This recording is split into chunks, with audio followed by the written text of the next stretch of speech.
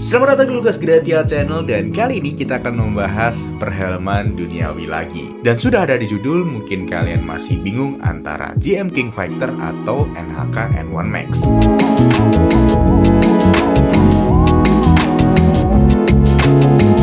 Kedua helm ini saya sudah bahas di video sebelumnya. Dan ini GM King Fighter saya pakai harian karena sudah terpasang intercom di sini.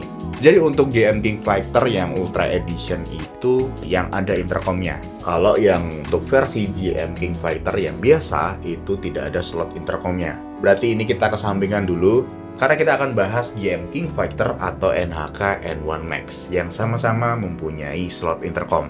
Oke, pada dasarnya kedua helm ini saya bisa bilang segmen yang sama walaupun lebih mahal N1 Max. Kalau nggak salah selisih hampir 100.000. Karena waktu itu saya bahas N1 Max sama N1 Elite itu pada cocoknya Elite. Nah sekarang keluar GM yang nggak kalah bagusnya dengan harga yang oke banget, malah hampir sama kayak N1 Elite.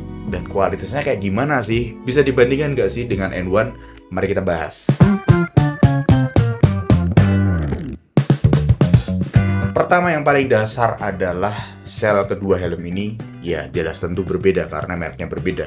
Dia dengan karakteristik spoiler yang offset atau ke belakang. Dia sudah built-in spoiler, jadi nggak perlu nambahin yang kayak helm-helm dulu tuh kan nggak terlalu offset kan.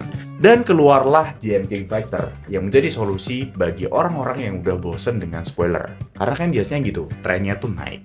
Di saat trennya naik, turun lagi. Orang pengen yang biasa aja. Terus habis itu nanti muncul lagi, entah gimana spoilernya di atas atau gimana, kurang tahu saya. Tapi yang jelas ini dia spoilernya nggak terlalu offset, jadi dia masih kalem. Saya nggak harus untuk bahas detail teknologinya gimana ya, kan saya udah bahas di sebelumnya. Tapi yang saya bahas di sini adalah pemakaian sehari-hari dan sudut pandang saya akan kedua helm ini. Oke, saya tadi kena bahas ya, untuk N1 Max itu memang lebih mahal dibandingkan GM King Fighter yang Ultra ini. Yang kebanyakan orang-orang cocoknya di N1 Elite yang harganya lebih murah. Dan harganya lebih murah itu tidak selisih banyak dengan versi tertinggi dari GM King Fighter. Yang menurutku itu adalah sebuah solusi yang oke. Kalau emang sudah terlanjur beli, it's okay. Aman aja. Saya kan juga udah terlanjur beli juga kan. Kedua helm ini menggunakan teknologi yang mirip-mirip. Kalau di NHK itu namanya RHD Lens. Kalau di GM King Fighter dia pakai Z1 Optic yang membuat kalau di siang hari itu meredam cahaya dan untuk di malam hari dia masih kelihatan aman.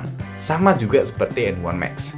Terus untuk busanya kedua ini sudah soft dan menurutku oke punya. Tapi di saat aku melihat GM King Fighter yang kebetulan aku pilih warna solid color glossy warna putih, saya teringat dengan helm saya yang lama ini yang bener-bener tak siksa habis. Ini sudah pernah aku pakai Crash, sudah aku pakai Solo Malang, PP, ya seperti inilah ya.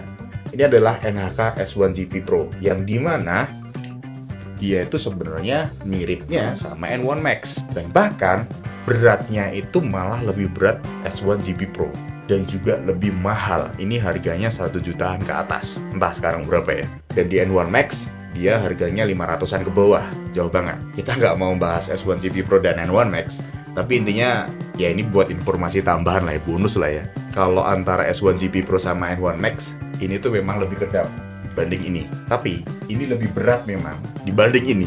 Jadi kayak bukan istilahnya lebih ke pasti ada plus minusnya lah. Dan untuk busa 1 jutaan ini memang lebih soft dibanding N1 Max. Tapi untuk harga 500 ke bawah, kalau di head to headin sama ini nggak terlalu jauh banget lah. Maksudnya kualitas secara detail produknya, terus untuk busanya, visornya, itu nggak beda jauh lah.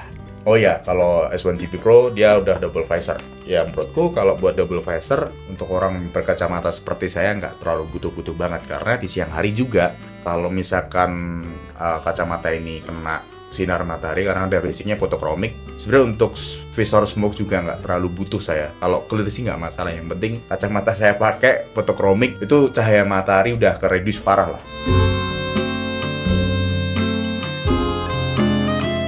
Ada yang komen waktu itu, tanya, banyak reviewer yang tidak mereview tentang kekedapan air di antara helm-helm ini atau helm-helm yang direviewnya. Saya sebenarnya tuh udah keinget tapi lupa terus ya. Untuk kedua helm ini, kekedapan air sangat oke karena saya sudah coba berkali-kali untuk hujan-hujan dengan sekelas S1 GP Pro yang harganya 1 jutaan dan dibanding dengan N1 Max terus King Fighter yang Ultra, menurutku sangat-sangat oke. Jadi di saat kondisi visor tertutup, karet di bagian atas ini sangat rapat sekali. Jadi di saat ditutup, itu nggak langsung rembes langsung ke sini. Biasanya helm yang dengan kualitas karet yang biasa aja itu biasanya bocor sampai ke muka gitu kan. Kalau ini nggak. Yang malah jadi masalah buat saya itu ya, kalau misalkan pas kondisi hujan itu tertutup banget, apalagi saya pakai balaklava biasanya ngembun di sini. Tapi untuk kebocoran aman-aman aja, nggak masalah.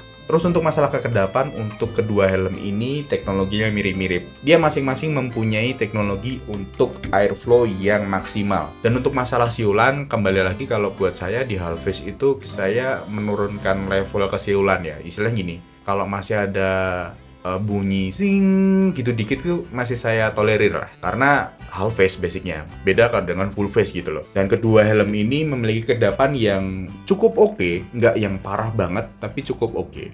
Saya tidak mempunyai masalah yang parah banget di saat saya menggunakan helm ini untuk masalah panasnya di kepala ya, dan masalah tekanan di atas. Biasanya kalau misalkan size-nya kekecilan atau kebesaran, malahan size-nya kekecilan biasanya kan pusing kan. Untuk kepala saya dengan ukuran XL di kedua helm ini masih aman-aman aja dan tidak kebesaran juga. Jadi untuk size menurutku ini kedua helm ini true size.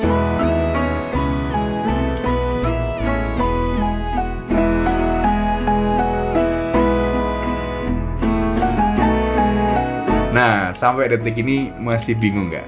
Oke, kita persimpel lagi. Jadi emang tujuan video ini untuk membukakan pikiran kalian tentang kedua helm ini, atau mungkin masih banyak helm yang belum saya bahas dengan range di harga di bawah 500 ribuan. Tapi setidaknya ini adalah salah satu atau salah dua di bawah 500 ribuan dengan budget segitu dengan kualitas yang oke gitu loh. Mungkin nanti ada yang komen, wah mending ini mas, mending itu mas, mending.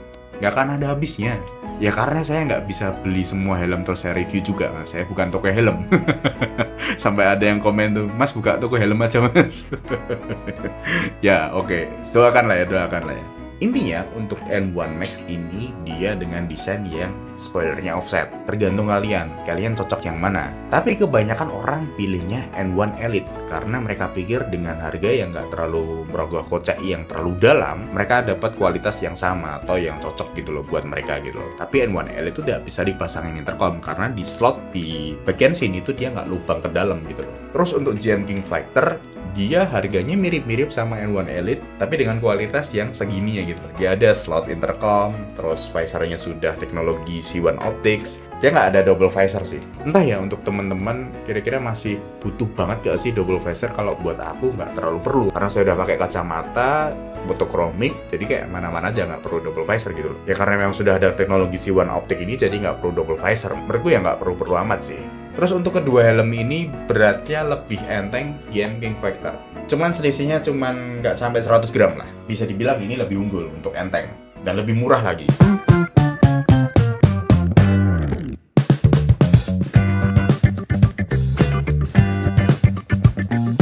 Untuk masalah feeling pas pakai emang selisih dikit ya soal berat ya. Tapi menurutku nggak signifikan pas dipakai, sama-sama ringan sih. Kalau ditanya mending mana, aku tambahin preferensi ya. Looks-nya GM tuh emang kalem ya. Kesannya tuh lebih gede, memenuhi aspek harian banget lah. Kalau NHK tuh prestige-nya dapet, fittingnya pas, GM juga pas sih. Dan menurutku kalau NHK N1 Max tuh lebih compact. Bisa dibilang sama-sama punya plus minusnya. Kalau buat saya yang punya keduanya sih enak, nggak perlu pusing. Kalau bosen ya tinggal pakai satunya lagi. Tapi kalau suruh milih satu dan indikatornya murah, garis bawah ya murah, ya jelas GM King Fighter sih pemenangnya, nggak ada lagi.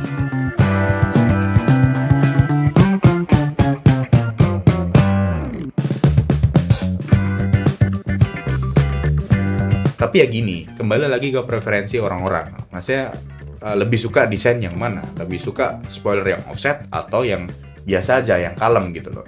Itu itu saya kembalikan ke teman-teman semua. Entah ini video membantu atau enggak, atau mungkin tambah bingung atau tambah pusing ya nggak usah pusing-pusing lah, simple aja. Tentukan pilihanmu sekarang. Doakan semoga rezekinya lancar terus biar bisa review helm-helm yang lain lagi. Tapi udah nggak bingung kan antara yang basic sama yang ultra, pilih yang mana? Terima kasih sudah melihat video ini. Thanks for watching and bye-bye.